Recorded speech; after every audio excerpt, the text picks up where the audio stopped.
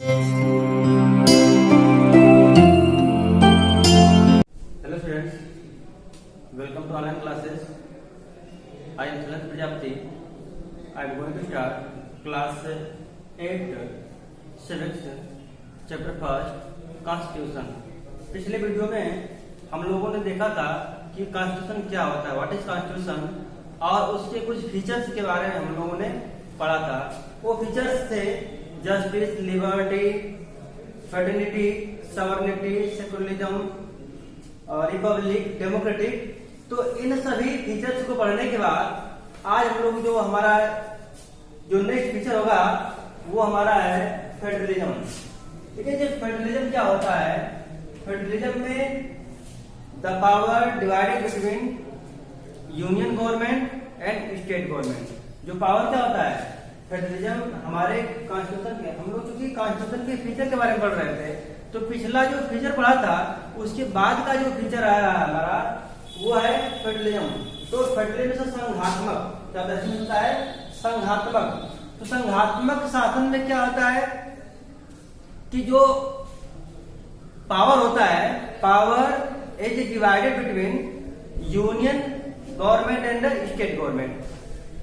तो जैसे हमारे क्या होता है, जो पावर होते हैं वो यूनियन गवर्नमेंट और स्टेट गवर्नमेंट में प्रोवाइड कराते हैं। जैसा जानते हो कि इंडिया में दो तरह की लेवल गवर्नमेंट होती है, एक यूनियन लेवल और दूसरा होता है स्टेट लेवल। तो जो यूनियन लेवल होती है और स्टेट लेवल, ये दोनों गवर्नमेंट जो होती है वो हमारे लिए क्या करती है, कानून को बनाती हैं, और हमें दोनों के द्वारा बनाए गए कानूनों को मानना पड़ता है। मीन्स हमारे ऊपर दो तरह की गवर्नमेंट शासन करती है, एक करती है यूनियन गवर्नमेंट और दूसरी कौन करती है, स्टेट गवर्नमेंट। देखिए, India has a federal form of government. This mean that our country govern at two level. तो टू लेवल कौन सा है, एक यूनियन लेवल, दूसरा क्या हो गया हमारा, स्टेट लेवल हो गया। The president is the head of country, the prime minister head the government at centre and parliament make law for country. देखिए, जो इसमें प्रेसिडेंट जो होता है, प्रेसिडेंट क्या होता है, president is the head of country. पूरे कंट्री का हेड कौन होता है, प्रेसिडेंट होता है। जबकि जो प्राइम मिनिस्टर होता है, जो प्रधानमंत्री होता है, वो हमारे गवर्नमेंट का हेड होता है। और चूंकि वो सेंटर का हेड होता है और पार्लियामेंट जो होती है मेक लॉ फॉर कंट्री, और जो पार्लियामेंट होती है, जो संसद होती है, वह पूरे देश के लिए क्या करती है, कानून बनाती है। अब देखिए, ये तो मैंने बात किया यूनियन लेवल की। तो यूनियन लेवल में कौन सा, एक बार फिर क्या करते हैं, प्रेसिडेंट था। ये प्रेसिडेंट क्या था, हेड ऑफ कंट्री था। इसके बाद कौन था, पीएम था। जो पीएम क्या थे, ये गवर्नमेंट के हेड थे। और जो पार्लियामेंट थी वो क्या कर रही थी, पार्लियामेंट पूरे कंट्री के लिए क्या कर रही है, लॉ बना रही है। ये तो मैंने बात किया यूनियन लेवल की। सेम कंडीशन क्या होती है, स्टेट लेवल में भी होती है। तो स्टेट लेवल में कौन होता है, यहाँ पर होता है गवर्नर होता है। और जैसे जो प्रेसिडेंट का कार्य यहाँ यूनियन गवर्नमेंट में होता है, सेम कार्य स्टेट लेवल में किसका होता है, गवर्नर का होता है। उसके बाद यहाँ की गवर्नमेंट का हेड कौन होता है, सीएम होता है। और यहाँ पर कानून कौन बनाता है, स्टेट असेंबली। कौन होता है, स्टेट असेंबली। तो समझ गए ना कि स्टेट गवर्नमेंट का हेड कौन होता है, तो सीएम होता है, चीफ मिनिस्टर होता है। जबकि इसका हेड कौन होता है, प्राइम मिनिस्टर होता है। अब देखिए, both the national and state government drive there authority and power from the constitution. अब देखिए, अब ये दोनों अपने पावर और अथॉरिटी कहां प्राप्त करते हैं, फ्रॉम द कॉन्स्टिट्यूशन, संविधान से प्राप्त करते हैं। अगर इनके शक्तियों का बंटवारा न होता तो इनके बीच में भी क्या होता है, बहुत तरह के कॉन्फ्लिक्ट हो जाते हैं, विवाद हो जाते हैं। इसलिए कॉन्स्टिट्यूशन ने क्या किया, इन दोनों के शक्तियों को बराबर बराबर अलग अलग क्या किया, उसको बांट दिया कि किस कौन सा काम स्टेट लेवल को करना है और कौन सा काम यूनियन लेवल गवर्नमेंट को करना है। So, in theory, both government can exercise their power equally, but in practice, the state are subordinate to the central government. देखिए कॉन्स्टिट्यूशनली तो पावर दोनों को बराबर दिया गया है, कॉन्स्टिट्यूशन के रूप में पावर दोनों को बराबर दिया गया है, लेकिन प्रैक्टिस के रूप में माने तो practically the state government are subordinate, means अधीन होती है किसके, यूनियन गवर्नमेंट के। यह गवर्नमेंट क्या है प्रैक्टिकल में, यह इसके अधीन होती है। ये तो हो गया हमारा फेडरलिज्म में गया। अब देखिए इसका जो दूसरा फीचर यह है कि इसके पावर का जो डिस्ट्रीब्यूशन होता है वो 3 लेवल पर होता है। 3 सूची बनाई गई है, 3 स्तर बनाए गए हैं, यहाँ पर 3 लिस्ट बनाई गई है, और इन 3 लिस्टों पर क्या करते हैं, इनके शक्तियों का बंटवारा हुआ है। तो जो पहला हमारा लिस्ट है इसको बोलते हैं यूनियन लिस्ट, यूनियन लिस्ट। दूसरा क्या हो गया, स्टेट लिस्ट। तीसरा हो गया कॉन्करेंट लिस्ट।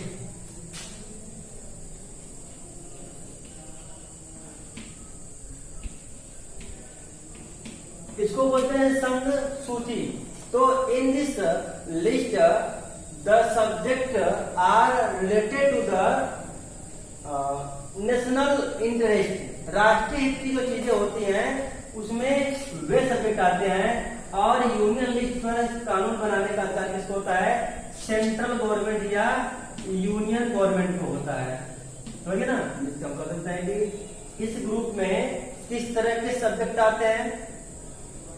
इस लिस्ट में जो नेशनल इंटरेस्ट की चीजें होती हैं वो आती है, जैसे हमारा आर्मी हो गया, पोस्ट ऑफिस हो गया, बैंक हो गया, फॉरेन अफेयर्स हो गए, ट्रेन हो गई।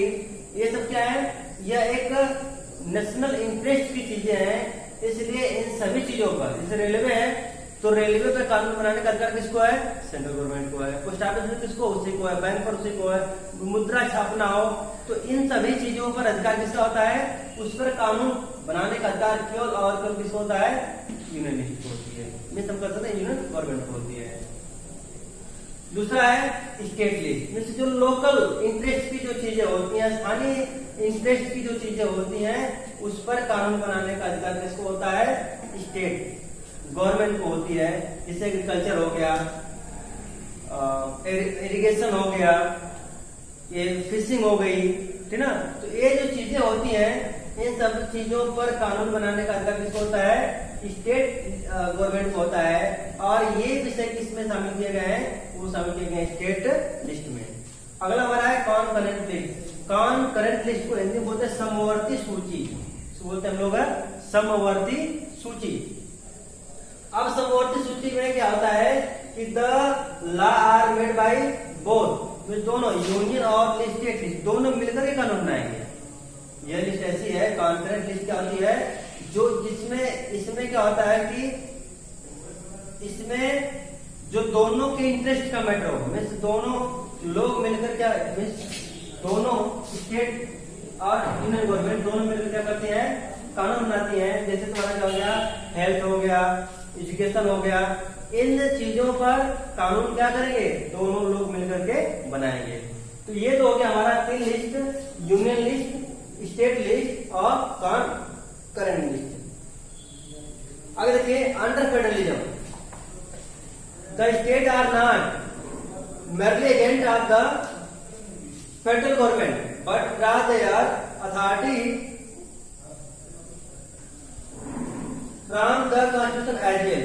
अब देखिए बता रहा है कि फेडरलिज्म में क्या होता है, राज्य केवल संघात्मक सरकार का अभिकर्ता नहीं होता है, बल्कि संविधान से अपना अधिकार प्राप्त करते हैं। और all person in India are govern by law and policies made by each of this level of government. अब भारत के जितने लोग हैं, ये जो दोनों लेवल की गवर्नमेंट होती है, उन दोनों लेवल के गवर्नमेंट द्वारा जो बनाई गई नीतियां होती हैं, जो कानून होते हैं, उसके द्वारा क्या करते हैं, वो शासित होते हैं। अगला हमारा है पार्लियामेंट्री फॉर्म ऑफ गवर्नमेंट।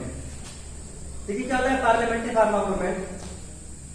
देखिए हमारे यहाँ जो डेमोक्रेसी होती है उसमें दो तरीकों से शासन किया जाता है।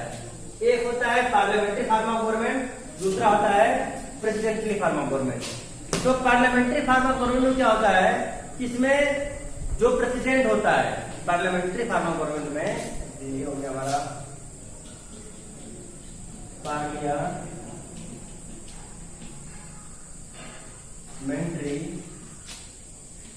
फॉर्म ऑफ गवर्नमेंट, इधर हमारा क्या हो गया प्रेसिडेंटली। देखिए अब पार्लियामेंट्री जो संसदात्मक शासन होता है, तो संसदात्मक शासन में जो प्रेसिडेंट होता है वह एक नॉमिनल हेड होता है, वह एक नाम मात्र का शासक होता है। जबकि प्रेसिडेंटली फॉर्म ऑफ गवर्नमेंट में जो प्रेसिडेंट होता है वह रियल हेड होता है। जैसे समझिए कि एग्जाम्पल दे रहा हूं आपको, जैसे भारत में क्या है पार्लियामेंट्री फॉर्म ऑफ गवर्नमेंट है। तो भारत में जो राष्ट्रपति है वह एक नाम मात्र में एक नॉमिनल हेड है। वास्तविक शक्ति कहाँ होती है प्राइम मिनिस्टर में होती है। जबकि प्रेसिडेंटली फॉर्म ऑफ गवर्नमेंट का एग्जाम्पल क्या है अमेरिका में क्या होता है, वहां अमेरिका का जो राष्ट्रपति होता है उसके पास सारी शक्तियां पाई जाती हैं। तो इस तरह हम कह सकते हैं कि प्रेसिडेंटली फॉर्म ऑफ गवर्नमेंट में जो प्रेसिडेंट होता है वह रियल हेड होता है, जबकि इसमें प्रेसिडेंट क्या होता है नॉमिनल हेड होता है। और रियल पावर कहाँ होती है वो होती है प्राइम मिनिस्टर के हाथ में होती है। तो India has a parliamentary form of government because here people elected representative to a central assembly. देखिए कैसे है, क्योंकि देखिए पार्लियामेंट प्रेसिडेंटली में क्या होता है, यहाँ पर जनता सीधे प्रेसिडेंट का चुनाव करती है। जबकि हमारे यहाँ क्या होता है पार्लियामेंट में जनता क्या करती है पार्लियामेंट के लिए रिप्रेजेंटेटिव का चुनाव करती है, प्रतिनिधियों का चुनाव करती है। अब ये प्रतिनिधि जाएंगे तो वहां पर क्या करेंगे पीएम का चुनाव करेंगे अपने में से ही, जिस मेजोरिटी पार्टी को जो मेजोरिटी पार्टी रहेगी वह अपने लिए क्या करेगी एक पीएम का चुनाव करेगी। तो अब ये हम यहाँ पर प्रतिनिधियों का चुनाव करके वहां भेज रहे हैं कानून बनाने के लिए। जबकि and they legislate or make law and exercise political authority on behalf of the people. और इनके पास क्या अधिकार होता है, ये हमारे लिए कानून बनाने का इनको क्या होता है अधिकार होता है। The assembly of elected representative is called parliament. अब किसको कहते हैं parliament, the assembly of elected representative. वह असेंबली जिसमें क्या हो इलेक्टेड रिप्रेजेंटेटिव होते हैं उसको बोलते हम लोग हैं पार्लियामेंट। अब पार्लियामेंट कौन होता है, पार्लियामेंट में वे लोग होते हैं जिसको जनता चुन करके वहां पर भेजती है। The constitution also guaranteed universal adult franchise. अब देखिए इसके अलावा क्या फीचर हो रहा है कि डेमोक्रेसी में जो कॉन्स्टिट्यूशन होता है वो हमें यूनिवर्सल एडल्ट फ्रेंचाइज में सार्वभौमिक मताधिकार मत देने का अधिकार प्राप्त करता है। इसका मतलब ये हुआ कि Indian can vote in the election to elect the representative. भारतीय लोग क्या करेंगे, जो सिटीजन होंगे वह उनको वोट दे करके उनका चुनाव करेंगे, अपने प्रतिनिधियों का क्या करेंगे वो चुनाव करेंगे। Also every citizen after a certain age can contest the election. और एक निश्चित आयु के बाद कोई भारतीय नागरिक चुनाव लड़ सकता है। The legislature refer to our elected representative. अब देखो लेजिस्लेचर से क्या समझता है, हमारे जो इलेक्टेड रिप्रेजेंटेटिव होते हैं। देखिए गवर्नमेंट के तीन भाग होते हैं। एक होता है there are three organ of the government. पहला होता है लेजिस्लेचर, अगला होता है एग्जीक्यूटिव,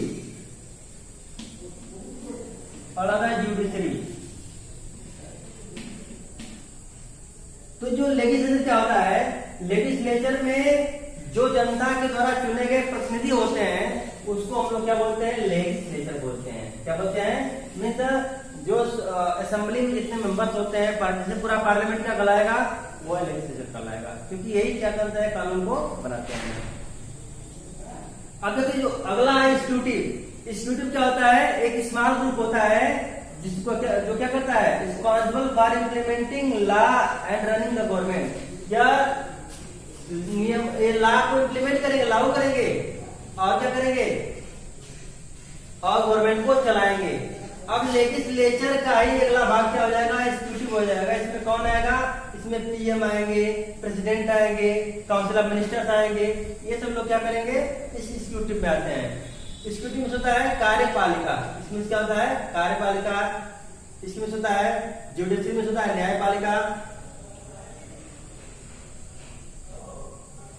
आगे चलते हैं, द जुडिशरी विच कंप्राइज आप सुप्रीम कोर्ट। अब देखिए जुडिशरी में क्या हो जाएगा, यह सुप्रीम कोर्ट है, हाई कोर्ट है और डिस्ट्रिक्ट कोर्ट में, जिसमें 3 तरह के, पूरे भारत में 3 तरह के कोर्ट होते हैं। एक होता है सुप्रीम कोर्ट, हाई कोर्ट और डिस्ट्रिक्ट कोर्ट। तो सुप्रीम कोर्ट क्या होती है, पूरे भारत में एक होती है।